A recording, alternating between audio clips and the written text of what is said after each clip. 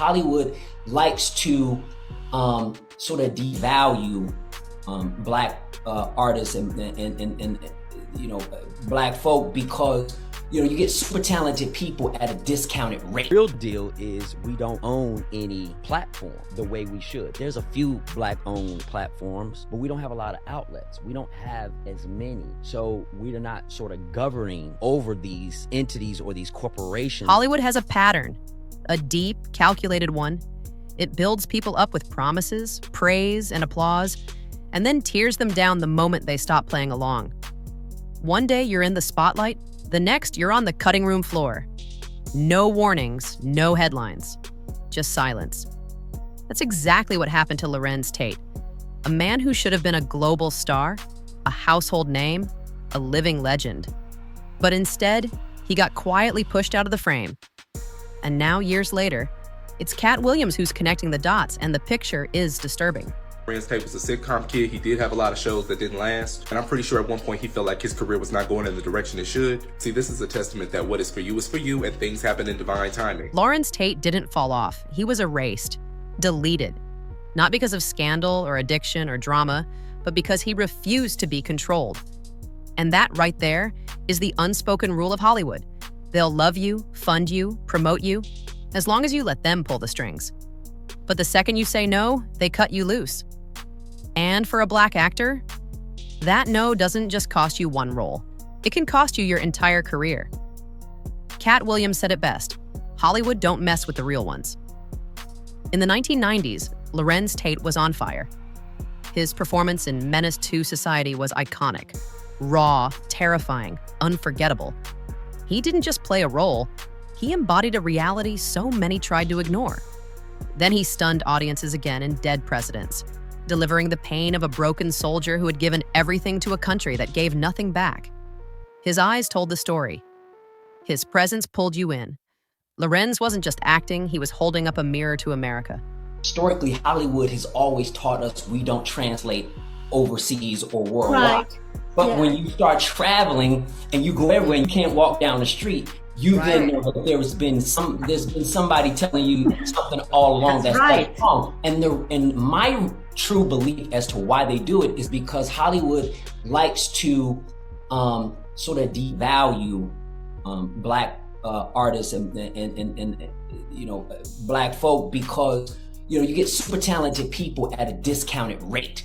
You get a Hollywood likes to get really talented black folks and get them at a discounted rate. Only, certain superstars that can hit that level that they would feel like they would put a machine behind. But the truth of the matter is we do translate because we're humans just like everyone else. And let's not forget Love Jones, the cultural moment, the love letter to black poetry, vulnerability, and connection. As Darius Lovehall, he was the epitome of smooth, soulful masculinity. He made women fall in love and made men reflect. He wasn't a stereotype. He wasn't a caricature. He was depth, warmth, intellect, and emotion all in one. Black culture embraced him. He was clean, classy, and charismatic. No scandals, no arrests, no embarrassing headlines, just pure artistry. Then, poof, just like that, he was gone. No fiery tabloid explosion, no rehab, no TMZ-worthy meltdown, just silence. 1 minute, he was leading roles. The next, nothing. It was as if Hollywood hit the mute button on one of its most promising stars. But this wasn't random. This wasn't coincidence. And it damn sure wasn't about talent. According to Katt Williams, this was what happens when someone refuses to sell their soul for screen time. So when you were quoted as saying Hollywood doesn't know anything about black people, you still feel that? I wouldn't use the word anything. Okay. Nah. Okay. You would say a little bit. You say Hollywood now knows a little bit. I feel that until we get into the position of being gatekeepers, if we're not in the room, if we don't have a green light vote, it's not getting done. Somebody in the studio has to say, we're making it. So every time there is, as you said, where everybody's talking about this is now a new wave of black films. Do you think it's hogwash? See, Katt's been screaming the truth for years. He told us that behind the flashing lights, there are dark rooms, hidden rules, twisted tests. They offer you roles that humiliate you, costumes that break you, characters that strip you of dignity. And when you push back, when you say, no, I won't play that role, I won't mock myself, I won't let you turn me into a stereotype, they don't argue. They just stop calling, quietly, permanently. Larenz reportedly said no to a lot of things. Roles that portrayed Black men as jokes, as criminals, as clowns. He passed on scripts that felt hollow, lazy, or worse, disrespectful. He even refused to wear a dress for laughs, a decision Katt Williams says is one of Hollywood's favorite obedience tests. The goal isn't just comedy, it's submission, control, and Larenz wasn't about to bow down for a check. He valued his image, his culture, his manhood. Everybody's saying that this is a year for African American films. I think they're 10 They say films. that every 5 years they say. Not every 5, maybe every 10. Every 10. Every 10 years we get. Every 10. Now they're There's coming. a new wave. There's a new wave, and then something happens, and then Does Viola Davis say then you'll go 5 years and you won't get anything? Yes. it's cyclical. But it's tough business. Yes. We work twice as hard to get twice as less as our counterparts, right? And that being said, we're not valued. I believe we're supposed to be valued. So those budgets are really important for us so that we can have the kind of quality that we can present to the consumer. And the smaller the budget, the more creative you have to get. And we don't have resources oftentimes as our white counterparts. Hollywood doesn't like that. They don't like someone they can't manipulate. And when that person is a confident, clean-cut Black man who commands respect and refuses to play the fool, that's a threat to the entire system.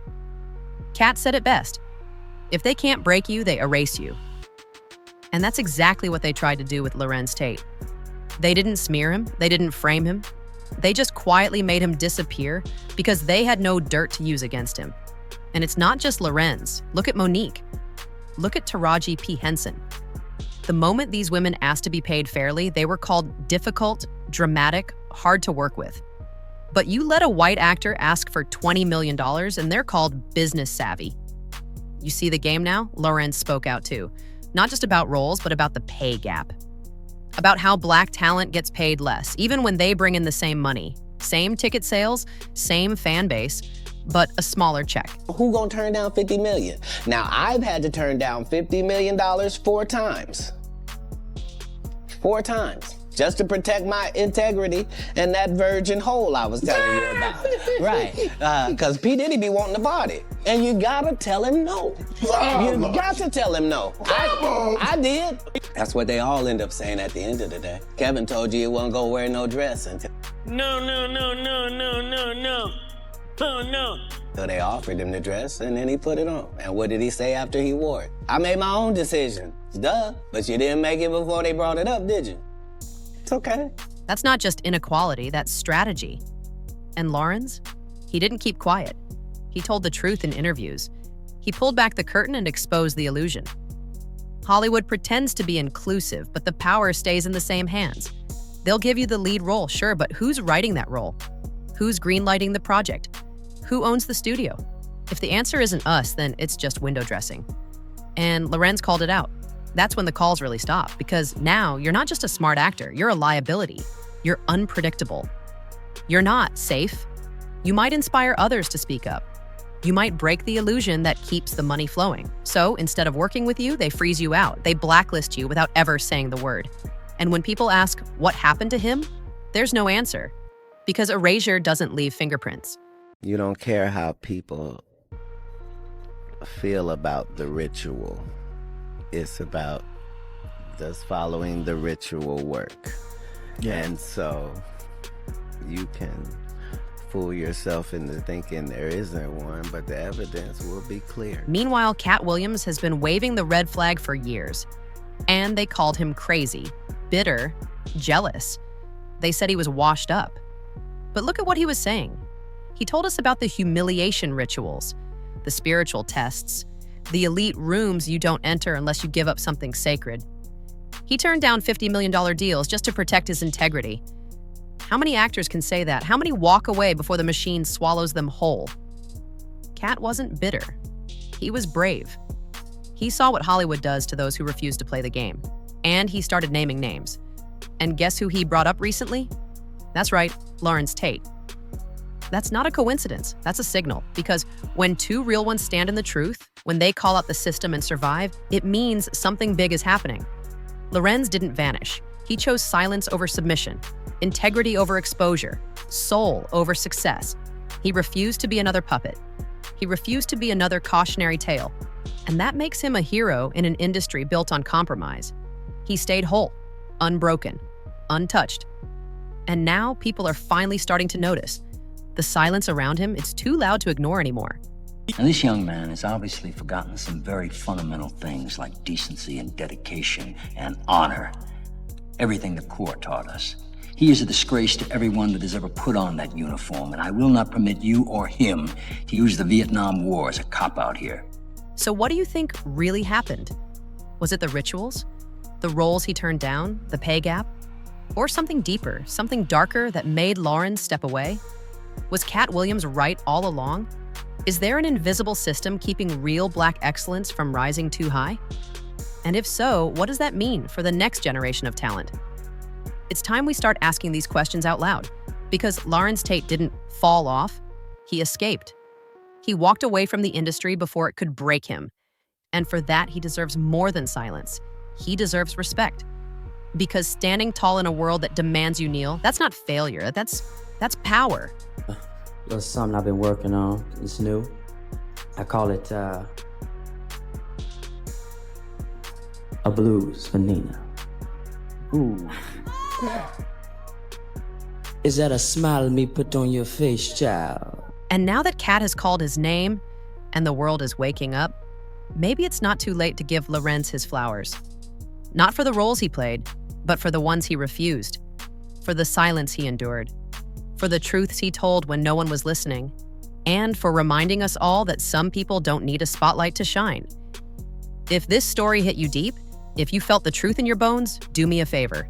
Hit that like button, subscribe for more real talk, and drop your thoughts in the comments, because this is bigger than one actor. This is about the system. And trust me, it's only just beginning.